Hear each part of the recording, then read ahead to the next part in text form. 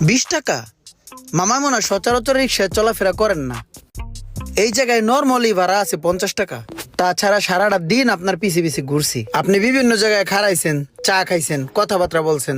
আমার সারাটা দিন লস হয়েছে মামা। আপনি 20 টাকা দিলে কেমনে কি করবো এই রোজার মাসে? এই যে তোকে রিক্সা লাগে সবটাই খারাপ। তোকে লাগে যদি দামাদামি করে রিক্সায় না ওড়ি, নামার সময় তোরা ক্যাশ ক্যাশ শুরু করে দে যাত্রীর লগে। এই বেটা সবসময় চলাফেরা করে এখানে 20 টাকা দিয়া তুই আজকে বাড়াচ্ছিস 50 টাকা।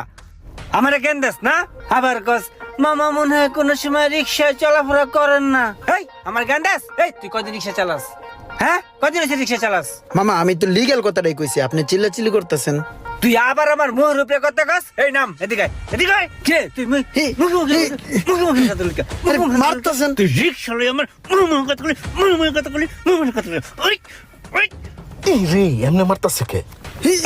মুখে কথা আর কবি, ওই কবি আর কবি।